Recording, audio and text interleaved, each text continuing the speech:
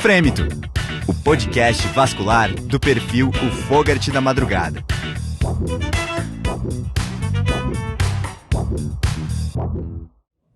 Esse é o Frêmito, podcast vascular, direto do Congresso Science 2023. A gente está sendo apoiado aqui pelo curso Bizu e estamos tendo a honra de receber mais um convidado internacional, mas que é brasileiro, o Dr. Rafael Malgor, que hoje chefia a Universidade do Colorado, vai trocar uma ideia com a gente sobre TCAR.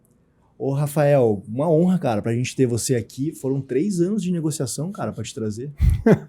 Obrigado por vocês terem me convidado. Na verdade, eu sou chefe da residência lá no Colorado. A gente tem um chefe do serviço, mas eu sou chefe da residência dos fellows e dos residentes. Certo. Que são dois sistemas diferentes, né? Um saem da Faculdade de Medicina direto para a residência de cirurgia vascular, que na verdade tem geral e vascular, e tem aqueles que vão para geral primeiro, que são 5 anos, e depois eles fazem vascular. Então eu sou o chefe desses dois paradigmas de treinamento, né?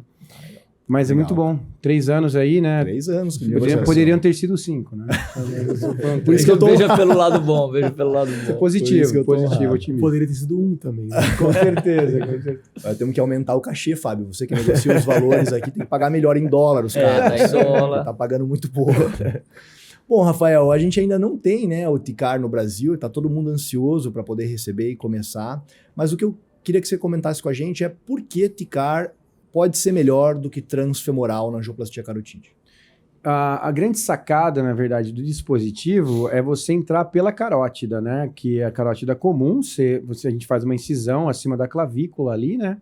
E você tem que ter um espaço de 5 centímetros, mais ou menos, entre a clavícula, a cabeça clavicular e a bifurcação da carótida para te dar aquela entrada, na verdade, do fio, para você conseguir, na verdade, fazer o procedimento, né? E fazer todo o procedimento com segurança.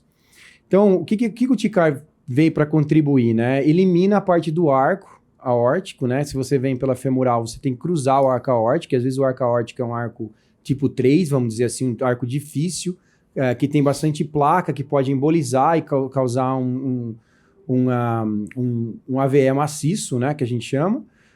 Isso é a primeira vantagem. A segunda vantagem do TCAR, na verdade, se você entrar pela carótida ali, você pode clampear a carótida, começar o fluxo reverso, e você não precisa necessariamente, você não é que não precisa, né? Você não cruza a lesão com o fio guia, né, para poder fazer o procedimento. Você está com fluxo reverso e você cruza enquanto tem fluxo reverso, voltando para a veia femoral, né, e sendo filtrado. Então, com isso, você não precisa passar a lesão para liberar o filtro depois que você passou a lesão, que é o grande problema, que é o grande risco. Você, na verdade, cutucar a placa e aí, na verdade, sair um pedacinho da placa e acabar fazendo um AVE. Então, você tem 2 vantagens. Uma, você elimina o arco aórtico de passar por isso, que às vezes o arco é difícil, calcificado, tem placa e tal. E a segunda seria você não precisar passar a lesão para iniciar o procedimento. Cara, é sensacional, né? Eu tive a oportunidade de ver uns 4 casos lá nos Estados Unidos, me impressionei, achei excelente. Tem algumas considerações que os cirurgiões brasileiros, e acho que todos já fazem assim. A primeira, poxa, mas era totalmente percutâneo, agora vou ter que dissecar, né? E a segunda, antes eu não clampeava o vaso, então não tinha restrição de fluxo no hemisfério onde eu estou tratando. Agora eu estou fazendo inversão de fluxo. É isquemia desse hemisfério? Então, eu acho que é o seguinte, pra gente fazer uma incisãozinha de 2 centímetros, 2, 3 centímetros, não é nada. Eu acho que é uma coisa assim, não é que não é nada. O paciente tem uma incisão e tudo mais, mas não é uma coisa assim que eu diria, a gente fazia um IVAR, na verdade, pela virilha, agora a gente está fazendo um tóraco-abdominal aberto. Não é essa a diferença, é uma diferença pequena, porque é um acesso pequeno. Na verdade, a incisão é do tamanho de uma incisão para safenectomia, ou menor, uma incisão muito pequena, na verdade. E, na verdade, clampeamento, o interessante do TCAR é que a gente não conseguiu elucidar completamente, mas o TCAR vai muito bem, e a grande maioria dos meus pacientes tem oclusão contralateral. Se você pensar nesse ponto de vista, não seria uma coisa muito segura, na verdade, com oclusão contralateral, isquemia do outro lado, você clampeou e tem um fluxo reverso. O que acontece é que quando você começa o fluxo reverso, a gente tem as vertebrais também. Né? Tem outras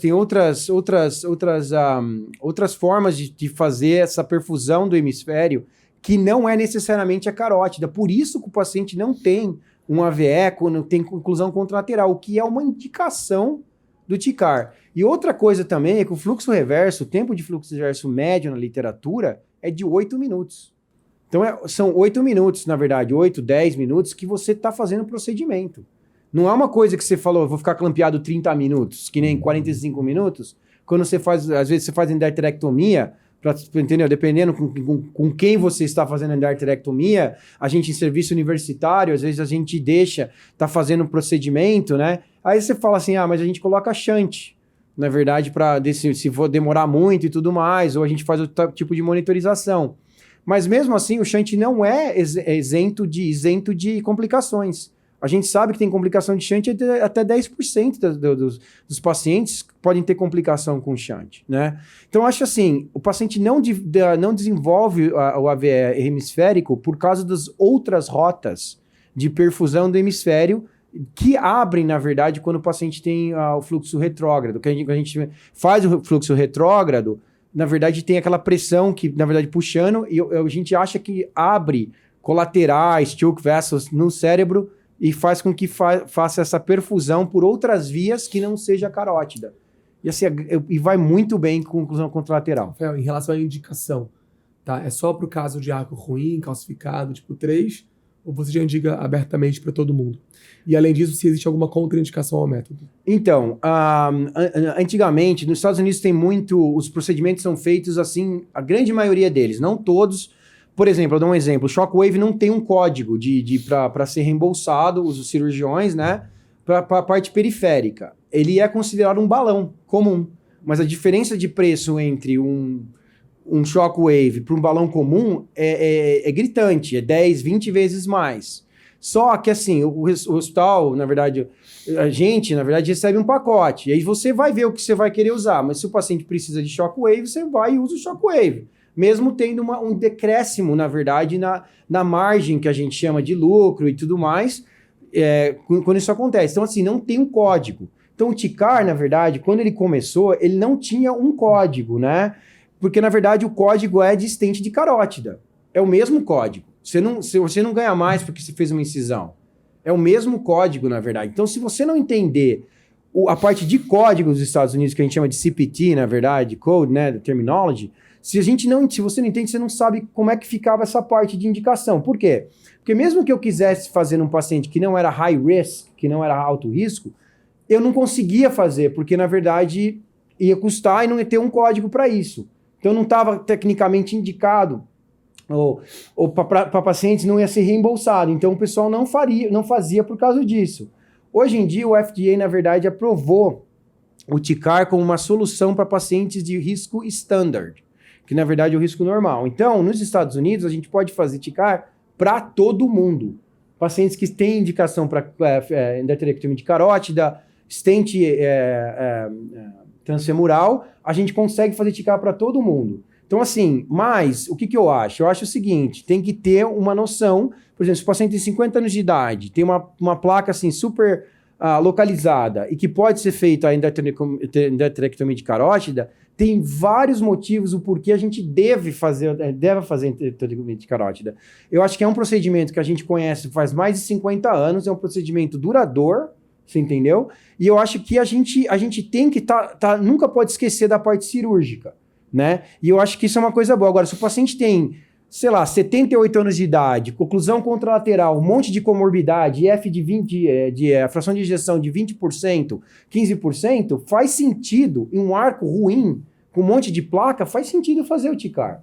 Eu acho que tem que ter essa noção. Então, assim, nos Estados Unidos a gente pode fazer para qualquer paciente, mas eu, particularmente, na minha prática, tento focar em paciente que é alto risco, e para o paciente que não é alto risco, e que é mais jovem e tudo mais, eu fazer a endarterectomia de carótida. E tem outra coisa por trás que a gente, depois do paciente, que a gente chama de close second, né, o segundo que vem bem perto, é o treinamento também dos residentes. Se a gente fizer tudo, a gente fizer TICAR, vai chegar uma hora que a gente não vai saber fazer uma endarterectomia de carótida, entendeu? E eu, como chefe da residência, eu tenho que estar sempre olhando nisso daí. Eles precisam ter os números para poder graduar. Um pouco diferente do Brasil, que eu fiz residência na Gloriosa, lá na Faculdade de Medicina de Botucatu, né? A gente, na verdade, a gente não tinha um número. Você manda a lista, mas não tem um número fixo, né? Nos Estados Unidos você tem que ter um número fixo de procedimentos, vamos dizer, 15 aortas abertas para poder graduar. 15 aortas abertas e 30 abdominais complexos, cava, essas coisas, entendeu? Então a gente está sempre olhando também na proficiência do residente. Quanto à contraindicação, né? A contraindicação do TICAR geralmente é o acesso, quando a carótida é uma carótida pequena, menor de 6 milímetros, uma carótida que tem placa ou trombo na carótida comum, você não vai querer, na verdade, fazer um acesso num vaso doente, então isso é um problema grande. E também quando tem a distância da cabeça clavicular e a bifurcação é muito baixa. Bifurcação alta, melhor coisa que tem para TICAR. Entendeu? Bifurcação alta Dá para uma margem maior para trabalhar, né?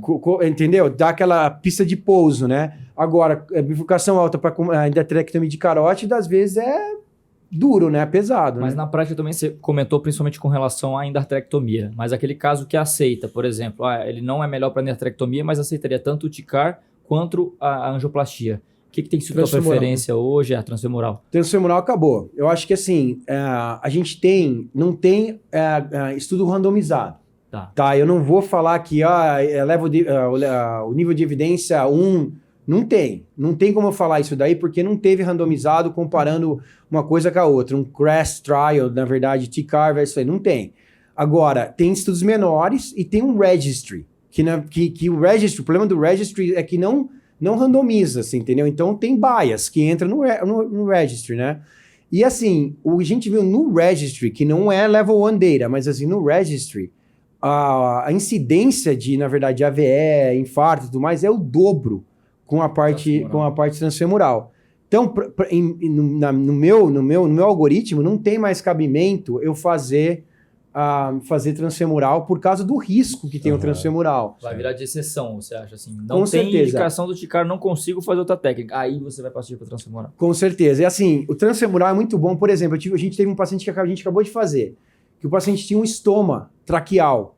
Teve um câncer de tireoide avançado, paciente jovem, tá? Assintomático, mais de 80% de estenose, né? E o pescoço hostil, ressecção radical, linfadenectomia. O pescoço era, na verdade, parecia couro, sabe, assim, de entrar. Não tinha como, era uma coisa assim fenomenal. Radiação, estoma, muito ruim. Esse paciente particularmente, a gente fez uma tomografia, a gente viu o arco, era factível, fez transfemoral. Eu não estou falando que transfemoral nunca mais eu vou fazer, mas o transfemoral, na minha prática, foi reduzido a quase nada, porque eu tenho possibilidade de fazer o TICAR. Legal. Você entendeu? Cara, dos poucos casos que eu vi, que eu assisti de fora do campo, eu me impressionei muito com o fluxo reverso. Eu achei animal, assim. O cirurgião que estava fazendo era o Luiz Leon, no Arizona, e aí ele fazia uma angiografia pré, acho que faz parte do tempo, né? Não sobe nada, retorna mesmo. E aí isso abre margem para outras coisas que vêm na nossa mente, por exemplo, a aterectomia na carótida, né? Com fluxo reverso. Essa é a minha pergunta, se você acha que num futuro a gente vai chegar nesse ponto. E ainda falando sobre futuro, se a próxima geração do dispositivo já vem totalmente percutâneo. Então, a primeira pergunta, eu particularmente, teve toda uma discussão, eu fiz o primeiro shockwave na carótida durante o TICAR, porque eu não conseguia abrir a placa e tudo mais, um paciente já idoso, alto risco. Então foi a única opção que a gente teve, que eu não vou subluxar, não queria subluxar um paciente de 92 anos, 90 anos, o paciente está vivo com um segmento de 3 anos, sem stroke, jogando golfe, aquela coisa e tudo mais.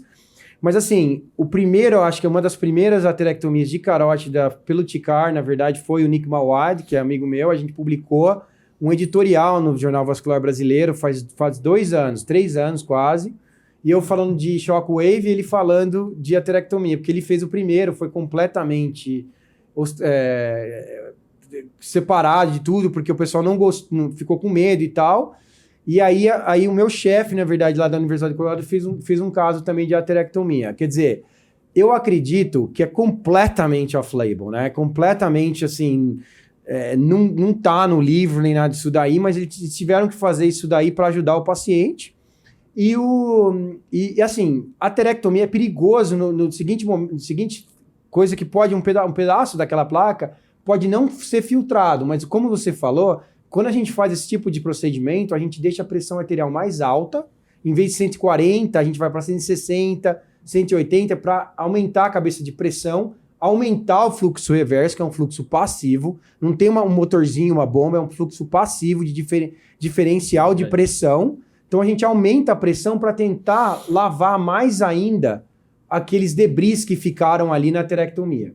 Então eu acho assim, a aterectomia precisa estudar mais, não vou recomendar, é uma coisa assim que a gente já fez, funcionou, excelentes resultados, tanto com shockwave quanto a aterectomia, mas assim, eu não vou recomendar aqui.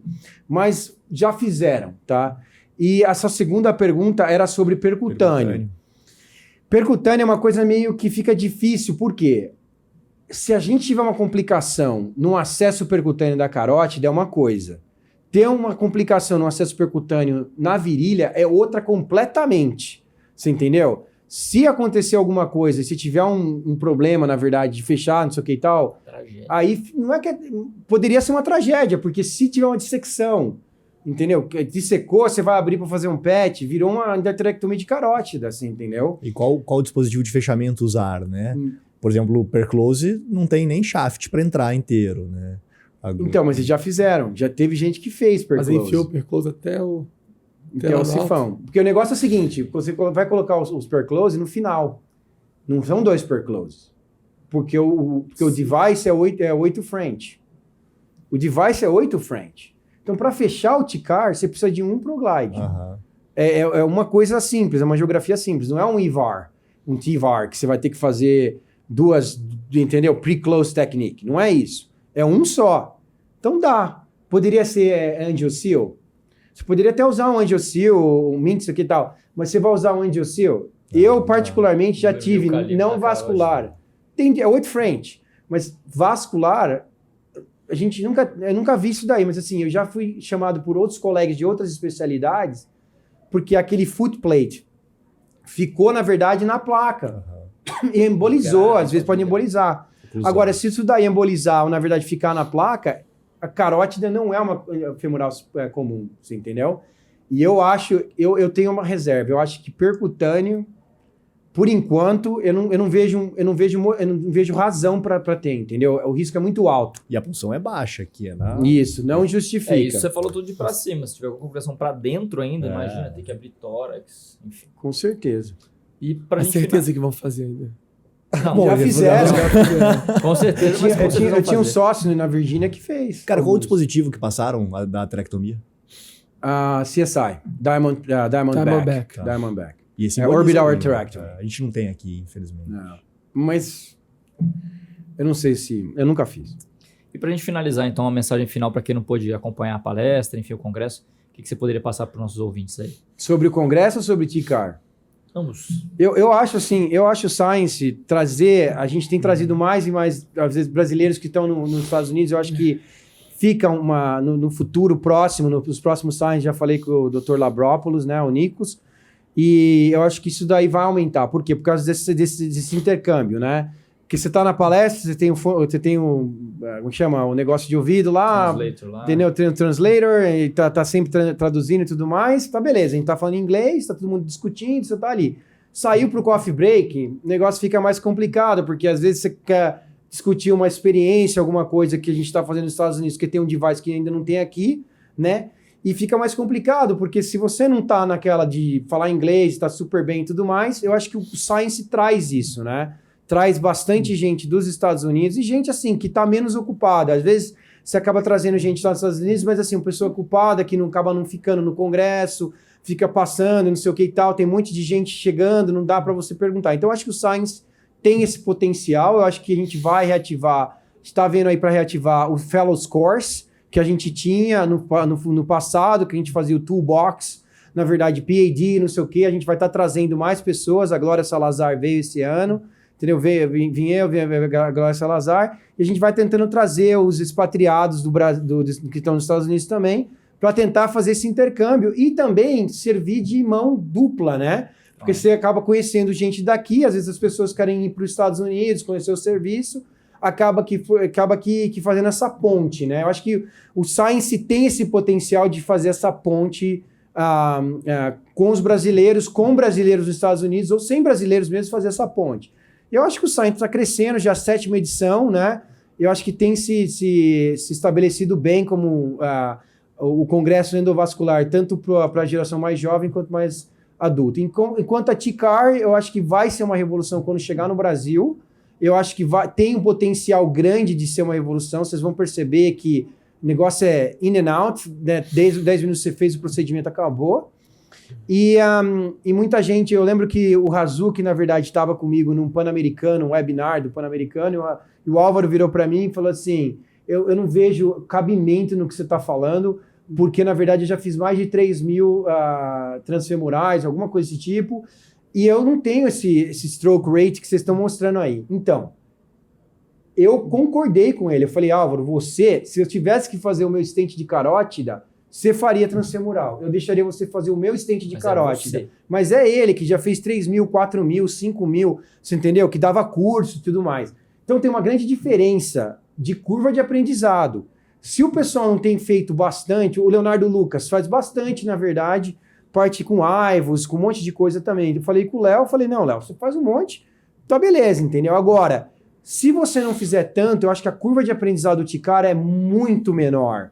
O dispositivo é muito mais seguro para a curva de aprendizado daqueles que não fizeram bastante, entendeu? E eu acho que essa é a coisa, que a gente não tem feito... Não é, stent de carótida não é uma coisa que popularizou. Ficaram alguns centros que fazem bastante, né? Com o TCAR, eu acho que vai popularizar mais, diminuir o risco e mais pacientes vão ser beneficiados. Isso aí, cara, valeu a pena esperar os 3 anos aí. Obrigado, Rafael, pela presença. E espero que você possa voltar aí ano que vem para eu tentar ganhar de você na corrida, que hoje não deu para mim ali. Não, a gente sofreu. Meu joelho. Foram 2 voltinhas no Ibirapuera, né? Foi bom. Obrigado, cara, mais uma vez aí pela tua participação, teu tempo, teus ensinamentos para nós. Beleza, brigadão. Não deixe de continuar curtindo os episódios do Frêmito, podcast vascular no Congresso Science 2023.